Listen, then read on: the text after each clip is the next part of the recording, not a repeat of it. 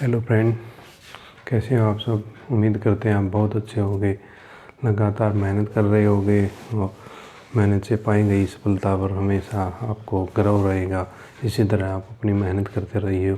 आज का जो हमारा टॉपिक है फ्रेंड, वो है संविधान सभा यानी कॉन्स्टिट्यूशन कमेटी का गठन वो कैसे किया गया। तो जो हमारा संविधान था वो कैसे बनाया गया, उसके लिए क्या क्या खामियां थी और खामियों को कैसे दूर किया गया, तो उसकी शुरुआत कैसे होती है, स्टार्ट करते हैं। तो जो संविधान सभा था, जो संविधान कैसे बनाया गया हमारे ऊपर क्या था, जो ब्रिटिश थे वो हमारे यहाँ भारतवर्ष पर लगभग पूरे भारत पर और राज कर रहे थे। तो उस गुलामी से आज़ाद होने के लिए सबसे पहले यहाँ पर ब्रिटिश जो भी ब्रिटिश अधिकारी थे उन्होंने यही बोला कि यहाँ पर एक कानून होना चाहिए। और फिर कानून के लिए जो वहाँ से कैबिनेट मिशन आया इंग्लैंड से, तो ये जो ब्रिटिश के द्वारा कैबिनेट मिशन बनाया गया, कैबिनेट मिशन ये 1940 में भारत आया। 1940 में भारत में आया कैबिनेट मिशन।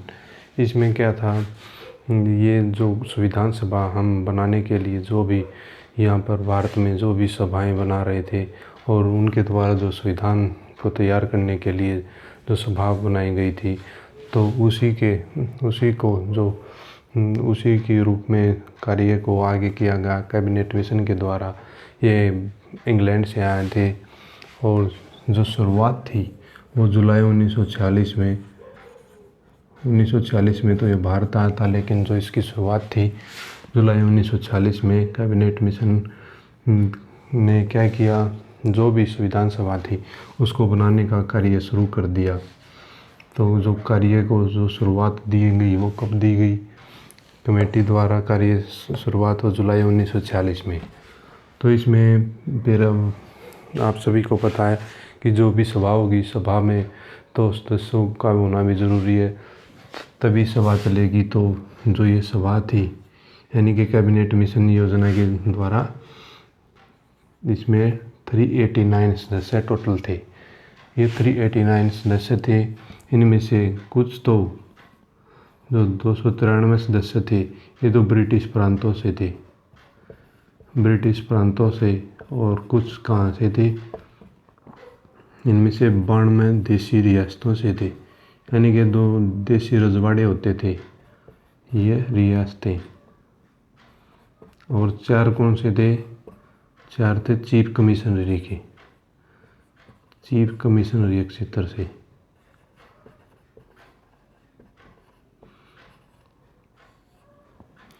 तो ये जितने भी सदस्य थे टोटल थे 389, इनमें से 293 तो ब्रिटिश प्रांतों से थे, 92 ये देशी रजवाड़े जितने भी हमारे यहाँ रजवाड़े थे, देशी रियासतें थी, और ये 4 थे चीफ कमिश्नरी क्षेत्र से। तो इनमें क्या थे, जो 389 सदस्य थे टोटल, उनमें क्या थे, मुस्लिम समुदाय से भी थे और सिख समुदाय से भी, ये सिख समुदाय से, और सामान्य कोटे से भी थे इसमें, यानी कि सामान्य जाति के भी थे, मुस्लिम भी थे, सिख भी थे और सामान्य भी थे। इसमें क्या थे, जो भी ये संविधान सभा बन रही थी इसमें हर वर्ग के लोग थे, चाहे स्त्रियों या पुरुष हों, वो सभी इस संविधान सभा जब बना रहे थे तो उसके मेंबर थे। और आप सभी को पता है कि उस समय जो जनता पार्टी थी, यानी कि जो पार्टी थी, 2 पार्टी थी, कांग्रेस और दूसरी कौन सी थी, मुस्लिम लीग। तो ये मुस्लिम लीग क्या होता है, जो ये हमारा संविधान बनाने के लिए जो सबसे पहली बैठक की गई वो 9 दिसंबर 1940 को ये संविधान सभा की पहली बैठक की गई। कब, 9 दिसंबर 1940 को पहली बैठक थी। इसमें क्या था, जो इस बैठक में जो सबसे ज़्यादा उम्र के थे, डॉक्टर सचिदानंद सिन्हा, डॉक्टर जो सच्चिदानंद सिन्हा थे उन्हें अस्थायी तौर पर संविधान सभा का सदस्य अस्थायी तौर पर सदस्य नियुक्त किया गया। तो कौन थे अस्थायी सदस्य? अस्थायी सदस्य थे यह डॉक्टर सच्चिदानंद सिन्हा।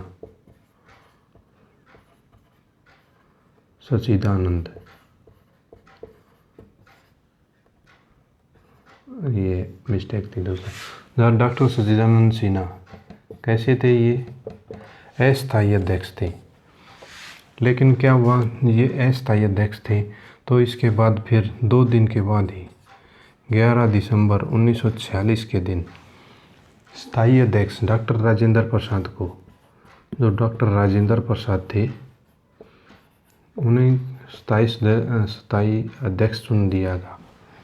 तो स्थायी अध्यक्ष कौन चुने गए? डॉक्टर राजेंद्र प्रसाद। तो एग्ज़ाम में ये भी क्वेश्चन बार बार आता है कि संविधान सभा के स्थायी अध्यक्ष कौन थे? तो डॉक्टर राजेंद्र प्रसाद थे। इन्हें कब चुना गया? 11 दिसंबर 1946 को।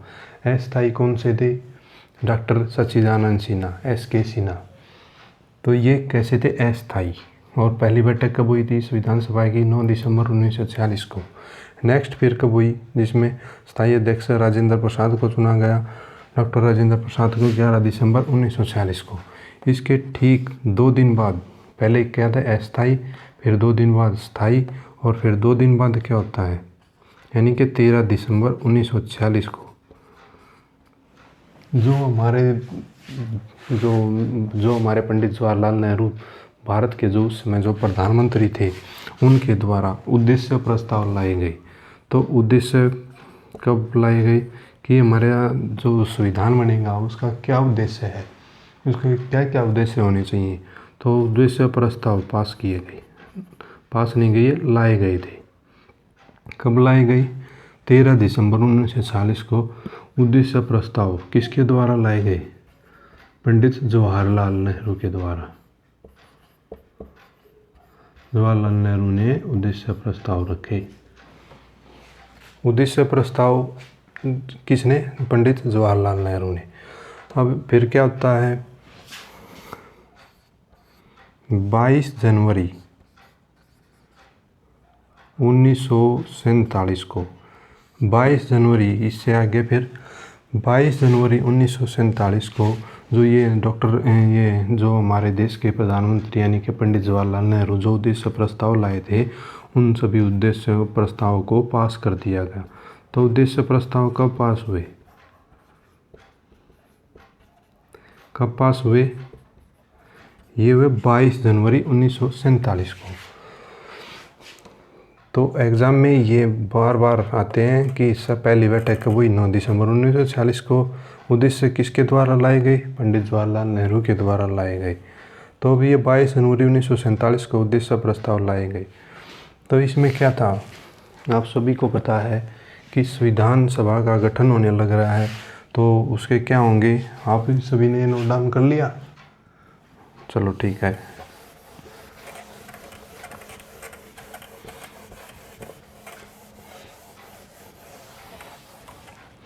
आप सभी को पता है कि जो हमारा ये संविधान बनने लग रहा है, तो इसके लिए एक क्या थी, सलाहकार समिति भी बनानी पड़ी। सलाहकार समिति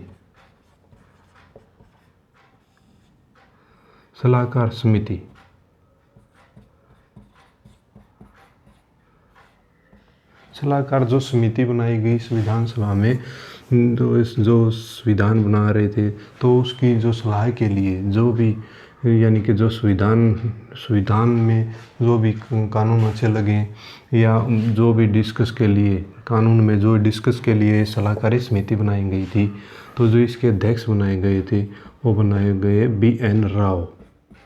ये BN राव को क्या बनाया गया? सलाहकारी समिति का अध्यक्ष बनाया गया। तो एग्ज़ाम में एक क्वेश्चन भी आ सकता है कि सलाहकारी समिति के अध्यक्ष कौन थे? तो वो कौन थे? BN राव। फिर क्या होता है, ये 26 नवंबर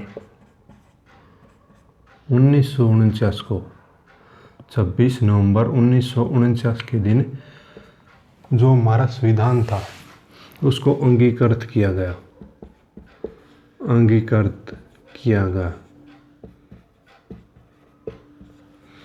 26 नवंबर 1949 को अंगीकृत किया गया। और आप सभी को पता है कि जो भारत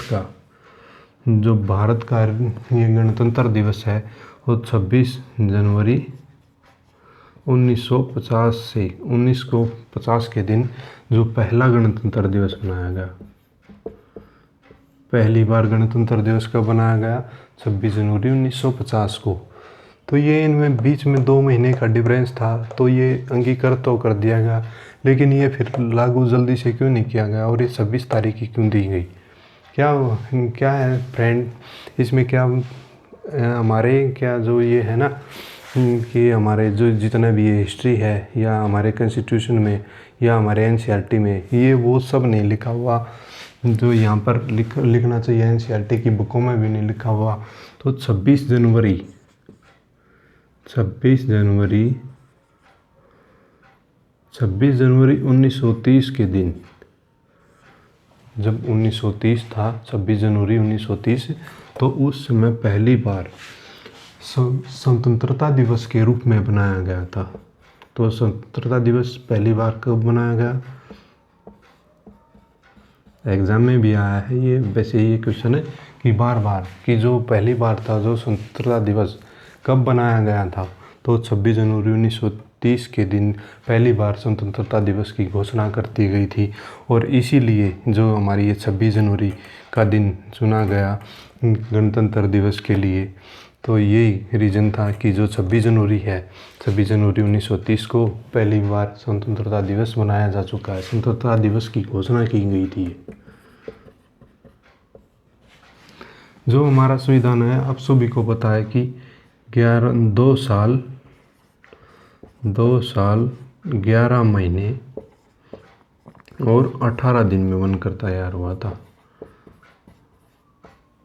ये इतना लंबा जो समय लगा, आप सभी को पता है कि जो हमारा देश था वो पहले लगभग 200 साल तक दूसरे के अधीन रहा, गुलाम रहा। तो उस जितने भी उस समय यहाँ पर जो भी अत्याचार हुए या और जो भी हर तरह से, चाहे कोई भी था, किसान था या कोई भी मज़दूर था, हर तरीके से वो अत्याचार सहन कर रहे थे। तो उनको उन अत्याचारों से पाने के लिए कुछ कानून ऐसे बनाए गए, सभी के सभी कानून ये सोचकर बनाए गए कि हम जो संविधान बना रहे हैं तो ऐसा संविधान बनाएं कि जो आगे चलकर सशक्त रूप ले ले और जिसको हम बार बार नहीं बदल सकें। तो इसी कारण जो भारत का जो संविधान बनाया गया वो जो सबसे बड़ा संविधान बना और दुनिया का सबसे बड़ा लोकतंत्र जो भारत देश में है, यहाँ की वर्तमान समय में भी जो सरकारें हैं उसी संविधान के अनुसार उसको सुचारू रूप से आगे लेकर चल रही हैं। तो ये हमारा जो संविधान था, इसको बनाने के लिए जो सरदार वल्लभ भाई पटेल, पंडित जवाहरलाल नेहरू, महात्मा गांधी ने, ये सभी के सभी अच्छे नेता थे। इन्होंने बहुत से देशों के संविधानों का अध्ययन किया और उस अध्ययन करने के बाद इन्होंने, जिसमें ये काफ़ी टाइम लगा, यानी कि 2 साल जो 11 महीने 18 दिन लगे, इसमें जितने भी देश थे, रूस, ब्रिटेन, यूएसए, हर देश के संविधान से जो भी चीज़ अच्छी लगी, जैसे नीति निर्देशक तत्व आयरलैंड से लिए गए हैं, अमेरिका से अलग लिए गए हैं, रूस का से कर्तव्य लिए गए हैं। तो इसी कारण ये जो समय था 2 साल 11 महीने 18 दिन लगा। ये ज़्यादा समय लगने का यही एक रीज़न था। और जो ये फिर हमने यहाँ पर 26 जनवरी 1950 को गणतंत्र दिवस, आप सभी को पता है कि हम गणतंत्र दिवस की हर बार बहुत ही अच्छे से बनाते हैं। तो ये 26 जनवरी 1950 के दिन पहली बार बनाया गया था और अब भी हम हमेशा ईयरली इसको बनाते हैं। तो जो हमारा संविधान बना उस समय उस समय 395 अनुच्छेद थे। कितने अनुच्छेद थे? 395 अनुच्छेद। और भाग कितने थे? 22 भाग। और अनुसूचियाँ कितनी थी? 8 अनुसूची।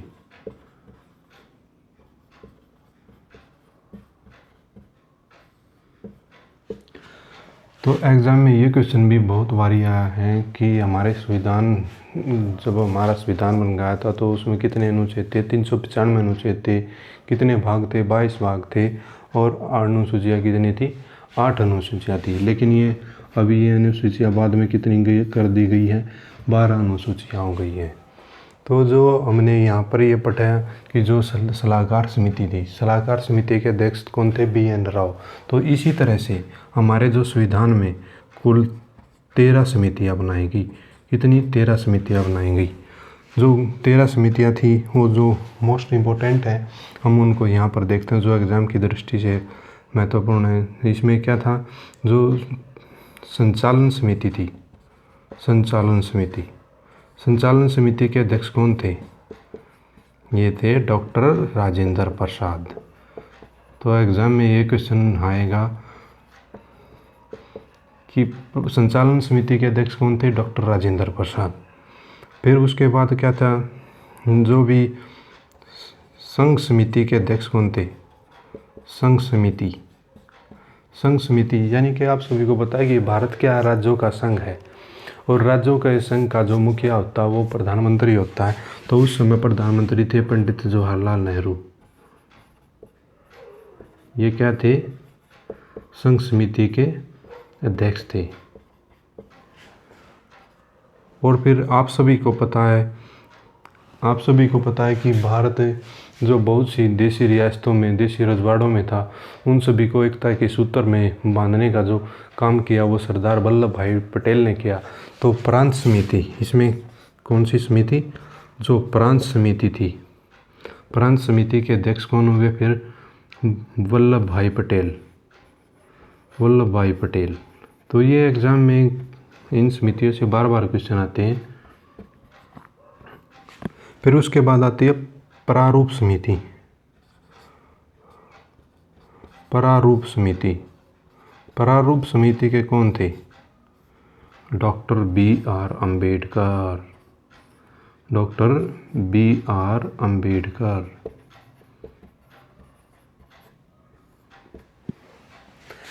संचालन समिति के थे डॉक्टर राजेंद्र प्रसाद। नेक्स्ट है संघ समिति के पंडित जवाहरलाल नेहरू, और प्रांत समिति के सरदार वल्लभ भाई पटेल। प्रारूप समिति के डॉक्टर BR अम्बेडकर। आप सभी को पता है कि जो संविधान में जो सबसे ज़्यादा जो काम किया है वो डॉक्टर भीमराव अम्बेडकर ने किया है, क्योंकि जो भी क्या थी, जो भी शेड्यूल कास्ट थी या जो भी नीचे अनुसूचित जाति जनजाति के लिए जो भी कानून बनाए गए थे वो डॉक्टर BR अम्बेडकर ने अपने सुझाव दिए थे, और उन्होंने इस जो संविधान सभा में प्रारूप समिति का संचालन किया था। एग्ज़ाम में ये क्वेश्चन भी बहुत बारी आया है कि डॉक्टर BR अम्बेडकर कहाँ से? डॉक्टर BR जो अम्बेडकर थे वो किस स्टेट का प्रतिनिधित्व कर रहे थे? तो वो कर रहे थे पश्चिमी बंगाल का। ये एग्ज़ाम में ये क्वेश्चन भी बहुत बार आया है। तो आप याद रखना कि प्रारूप समिति में कितने सदस्य थे? प्रारूप समिति में 7 सदस्य थे, और प्रारूप समिति में 7 सदस्यों के अध्यक्ष थे BR अम्बेडकर। ये पश्चिमी बंगाल से थे। ठीक है दोस्तों, तो ये थे प्रारूप समिति के अध्यक्ष डॉक्टर BR अम्बेडकर। तो ये सभी क्या था? जो हमारे टोटल सदस्य कितने थे? अभी आपको बताया था 389 थे। 293 थे वो ब्रिटिश प्रांतों से थे, 92 थे देशी रियासतों से, और 4 कमीशनरी क्षेत्र से। तो ये 389 सदस्य थे। ये तो थे कब? भारत विभाजन से पहले, भारत विभाजन से पहले, भारत विभाजन से पहले, यानी कि जो संविधान सभा के सदस्य थे वो तो कुल सदस्य ये थे। लेकिन जब गए यानी कि जब क्या हुआ, पाकिस्तान का विभाजन होगा, तो पाकिस्तान का विभाजन होने के बाद आप सभी को पता है कि कुछ सदस्य जो थे वो वहाँ भी गए। तो भारत की जो संविधान सभा में जो सदस्य बचे वो 299 सदस्य बचे। तो एग्ज़ाम में ये क्वेश्चन भी आया है कि जो भारत विभाजन के बाद भारत में संविधान सभा के सदस्य कितने थे? 299 थे।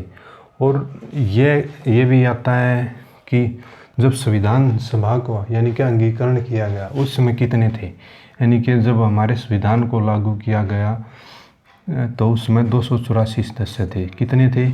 एग्ज़ाम में आता है, तो कुल भी पूछ सकता है कि कुल कितने सदस्य थे। 389 थे। उनमें से 299 कब हुए? जब ये पाकिस्तान का विभाजन हो गया, भारत का विभाजन हुआ तो 299 रह गए। ये विभाजन के समय थे, विभाजन के समय। और ये जो 284 थे, ये संविधान को जब लागू किया गया, संविधान लागू हुआ तब थे, संविधान लागू हुआ। तो एग्ज़ाम में ये बहुत सारे क्वेश्चन आते हैं। तो नेक्स्ट वीडियो में दोस्तों हम जितने भी हमारे यहाँ पर जो भी, जैसे हमने कहीं से मौलिक कर्तव्य लिए, कहीं से मौलिक अधिकार लिए, आयरलैंड से नीति निर्देशक तत्व लिए, और हमारे फिर आगे राष्ट्रपति हैं, प्रधानमंत्री हैं, उनकी मंत्रिमंडल है, उन सभी को हम कंटिन्यू डिस्कस करेंगे हमारी हर नेक्स्ट वीडियो में। हम उनके अधिकारों के बारे में और जो भी कार्य थे उसको हम डिस्कस करेंगे। उम्मीद करते हैं कि दोस्तों आपको हमारी ये वीडियो अच्छी लगी होगी। दोस्तों ये है कि हम जो ये वीडियो बना रहे हैं उसका ये मोटिव नहीं है कि हमें इसका कुछ फ़ायदा हो रहा है। हमें इसका फ़ायदा तभी होगा जब आपको इसका फ़ायदा होगा।